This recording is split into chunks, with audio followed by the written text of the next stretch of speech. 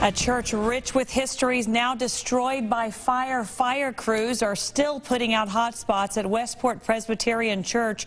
Many tonight have gathered there to watch this landmark and what's left of it in its place. Our team coverage begins with Sayed Shabir. Sayed, what's the latest?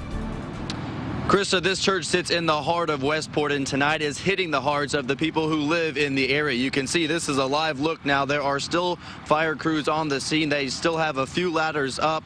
Some of them have cleared the scene, but when this fire was first called in, there were people inside the church. We spoke to one who was on the second floor, and she said she got out just in the nick of time. 30-foot flames roared out the top of Westport Presbyterian Church. Inside, Pamela Seymour was finishing up some work in her second-story office. It was about 5:30, and I smelled smoke, and so I went out to the hall and found that the whole hallway was engulfed in smoke. Seymour alerted her only other colleague, and together they ran towards the nearest exit. We ran down the stairs and out the door, and as I turned around, there were flames shooting out of the roof. As she watched the 176-year-old church go up in flames, she realized how lucky she was to get out alive. Once I got outside and turned around and looked and saw the fire, it seemed to me that it was probably just right over our office. On the ground level, Anthony Berryhill saw the fire and immediately thought about the children at Willow Woods, a daycare center just a few feet away from the raging fire. I ran around to the back where the day school is because I know that that in the evening the children let out the school, so I'm knocking on the door trying to get them to come out. Berryhill helped get all 6 children and 4 adults outside of the daycare safely. Together they joined the hundreds of spectators and watched a piece of history wash away.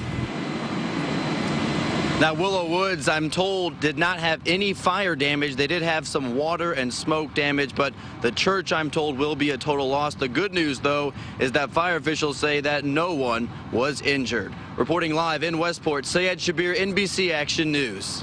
And say we've just gotten pictures in from Willow Wood. We'll have them for you in just a minute. Now, the 2-alarm fire quickly spread, and firefighters had a difficult time getting it under control. Eric Schultz continues our coverage with more on the obstacles firefighters face today.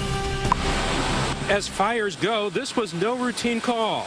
When KCMO firefighters got here, the roof of Westport Presbyterian Church was covered in smoke.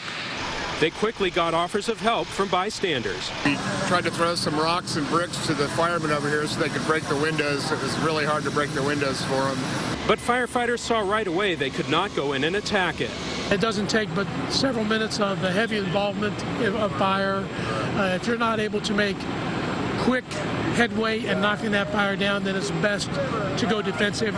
Which is what they did. They also cleared the area to keep people safe from falling debris. In a construction such as this, you have a high roof line.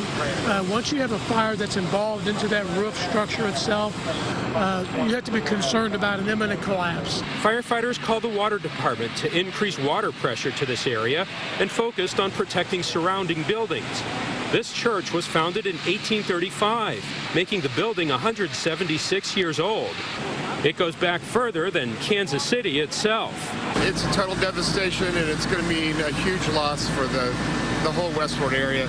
A night many in Westport won't soon forget. Eric Schultz, NBC Action News.